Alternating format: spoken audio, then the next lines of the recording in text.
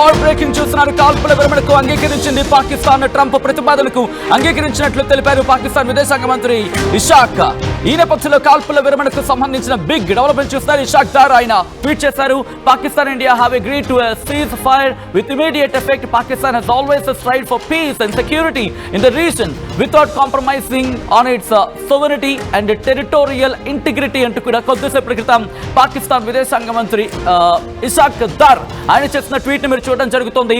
ఆ ట్వీట్ అర్థం ఒకసారి నేను చెప్పే ప్రయత్నం చేశాను. పాకిస్తాన్ ముందుగా వాళ్ళ దేశాన్ని తీసుకున్నారు, ఆ తర్వాత మన పేరు ప్రస్తావించడం జరిగింది. చూడండి ఎంత కుతంత్రం, వీళ్ళ కుళ్ళు ఎంత ఏ స్థాయిలో ఉంటుందో.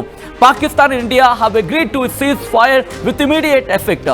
వెంటనే కాల్పుల విరమణకు ఇటు రెండు దేశాలు పాకిస్తాన్ ఇండియా ఒప్పుకున్నాయంటూ ఇషాక్ దార్ పాకిస్తాన్ విదేశాంగ మంత్రి ప్రకటించారు.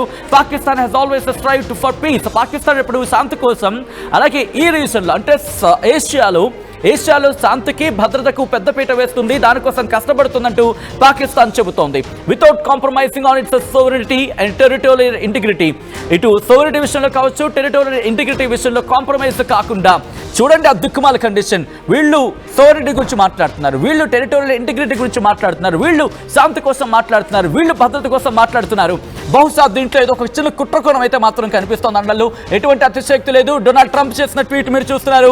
రెండు దేశాలకు అభినందన అంటూ ట్వీట్ చేశాడు ట్రంప్. దానికి సంబంధించిన ట్వీట్ మీరు చూస్తున్నారు వార్తా స్క్రీన్ మీద. After a long night of talks mediated by the United States, I am pleased to announce that India and Pakistan have agreed to a full and immediate ceasefire. Congratulations to both countries on using common sense and great intelligence. Thank you for your attention to this matter అంటూ కొద్దిసేపటి క్రితం, in fact చెప్పాలంటే నిమిషాల వ్యవధిలోని ఈ reaction మీరు చూడడం జరుగుతోంది. ఆయన ఏమంటాడంటే సుదీర్ఘమైన చర్చల తర్వాత, అంటే రాత్రంతా, బహుశా అక్కడ రాత్రి కాబట్టి ఇప్పుడు ఆయన ఏమంటాడంటే సుదీర్ఘమైన చర్చల తర్వాత యునైటెడ్ స్టేట్స్ అంటే అమెరికా సుదీర్ఘమైన చర్చలు జరిపింది, అమెరికా మధ్యవర్తిత్వం వహించడంతో ఇండియా పాకిస్తాన్ ఒప్పుకున్నాయి. ఏమని? Full and immediate cease fire, కాల్పుల విరమణకు సంబంధించి రెండు దేశాలు ఒప్పుకున్నాయి అంటూ కూడా ఆ ప్లీజ్డ్ నేను చెప్పడం జరుగుతోంది అంటూ ఆయన కన్వే చేస్తున్నాడు. దీంతో పాటు congratulations to both countries on using common sense and great intelligence. Common sense అలాగే గ్రేట్ ఇంటెలిజెన్స్ ఉపయోగించి రెండు దేశాలు తీసుకున్న నిర్ణయానికి కంగ్రాచులేషన్స్ అంటూ కూడా కాస్త సటైరికల్గా నాకైతే అనిపిస్తుంది. మీకేమనిపిస్తుంది? కమెంట్ చేయండి.